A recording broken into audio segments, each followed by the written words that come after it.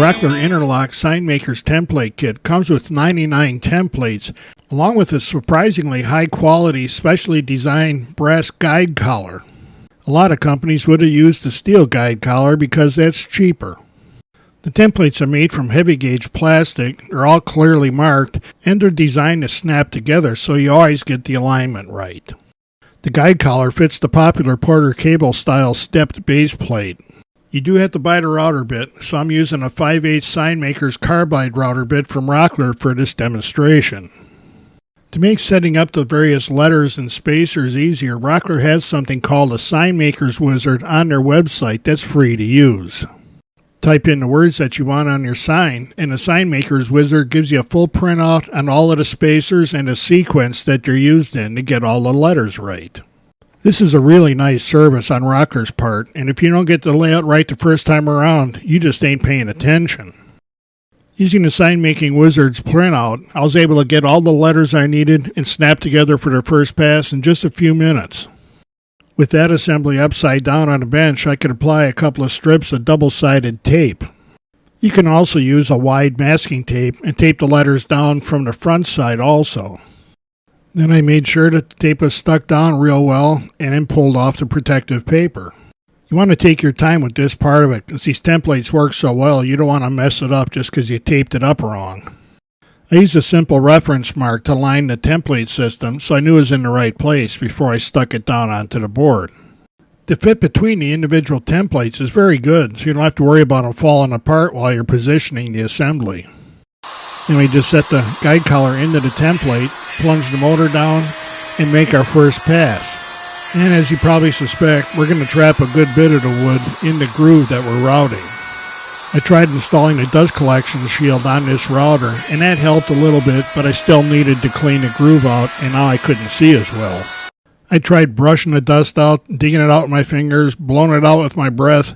All of that works to some extent, but the best way is still just to get the dust collector hose out and suck all the dust out after you make the first pass. The Signmakers Wizard sheet shows us that we need to change the A1 to the A2 to complete this letter.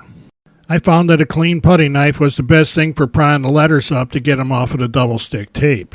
Then we can go ahead and stick the next template into place.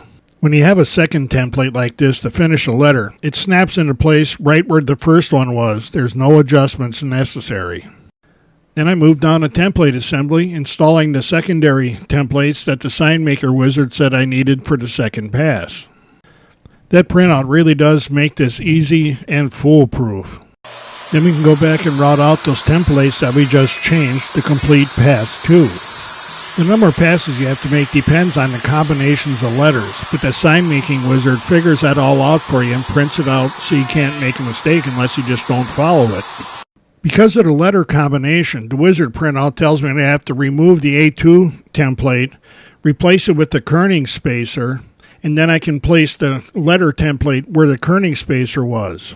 I want to stress that Wizard template tells you exactly what goes where and when, so all you have to do is follow along. Then I can install the number 1 template for the letter P.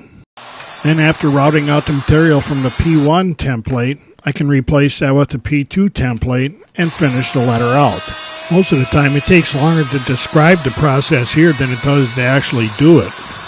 Just follow the simple instructions and that Signmaking Wizard's printout, and you get a nice looking sign with all the letters spaced properly. Of course, you have to make sure that you're telling the Signmaking Wizard the right spelling for the words, because it doesn't care about that. And when it comes time to finish your sign, you can do that pretty much any way you want to. One popular method is to paint the letters with a contrasting color before applying finish to the rest of the sign. Then after the paint dries, you can sand the face of the sign to clean up the edges where you went over a little bit. So if you pay attention and follow the instructions, the Rockler Interlock Signmakers template kit will let you make pretty much any kind of sign you want, and it'll look right. This kit takes care of all the tough thinking and lets you just be creative.